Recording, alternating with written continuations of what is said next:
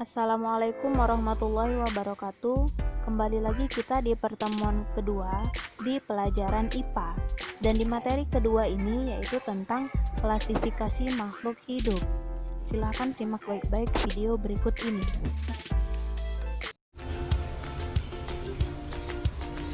Pada kesempatan kali ini, kita akan belajar tentang klasifikasi makhluk hidup. Di bumi ini banyak sekali makhluk hidup.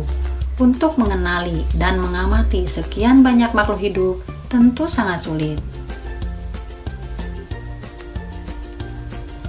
Kalian pernah ke kebun binatang kan? Coba perhatikan apakah hewan-hewan tersebut sama jumlah kakinya? Atau sama penutup tubuhnya? Atau sama jenis makanannya? Tentu tidak kan? Coba juga perhatikan kalau kalian ke hutan. Tentu akan lebih banyak tumbuhan dengan berbagai ciri dan bentuk yang tidak kita ketahui. Atau kalian ke pasar, tentu banyak sekali berbagai macam buah dan sayuran yang tidak sama jenisnya. Untuk mempermudah dalam mempelajari berbagai keanekaragaman makhluk hidup tersebut, manusia mengelompokkan makhluk hidup yang disebut klasifikasi.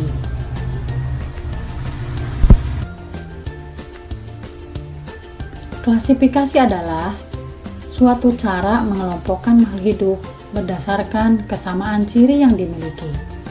Sedangkan tujuan klasifikasi adalah mempermudah mengenali, membandingkan, dan mempelajari makhluk hidup. Sedangkan tujuan khusus klasifikasi adalah mengelompokkan makhluk hidup berdasarkan persamaan ciri yang dimiliki. Kedua, mendeskripsikan ciri makhluk hidup untuk membedakan dengan makhluk hidup lain. Ketiga, mengetahui hubungan kekerabatan antar makhluk hidup. Dan keempat, memberikan nama makhluk hidup yang belum diketahui namanya. Makhluk hidup dikelompokkan berdasarkan persamaan ciri yang dimiliki. Kelompok tersebut dapat berukuran besar hingga kecil dari segi jumlahnya. Kelompok tersebut disusun berdasarkan persamaan dan perbedaan.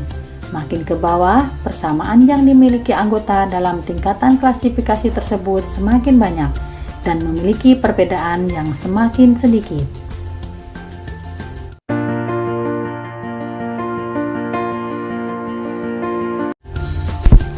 Urutan kelompok makhluk hidup tersebut dinamakan takson. Orang yang pertama kali melakukan pengelompokan tersebut adalah Carolus Linnaeus. Beliau adalah bapak taksonomi. Taksonomi adalah ilmu yang mempelajari tentang klasifikasi makhluk hidup. Ada juga klasifikasi menurut Whittaker. Makhluk hidup dibedakan menjadi 5 kingdom. Yang pertama, Kingdom Monera. Yang kedua, Kingdom Protista. Yang ketiga, Kingdom Fungi. Yang keempat, Kingdom Plantae. Yang kelima, Kingdom Animalia.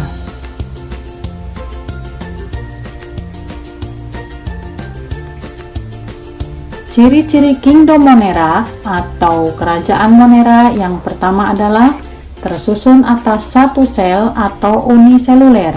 Bentuk sel bervariasi, bisa bacillus, coccus, dan spiral. Tipe sel prokaryotik atau sel tidak memiliki inti sel. Sebagai contoh adalah bakteri. Ciri-ciri protista: uniseluler, multiseluler, hidup bebas atau parasit, reproduksi aseksual dan seksual, bersifat autotrof dan heterotrof. Contoh dari protista adalah ganggang, protozoa, dan flagellata. Kingdom fungi mempunyai ciri eukariotik atau memiliki membran inti, mempunyai spora, dan tidak memiliki klorofil.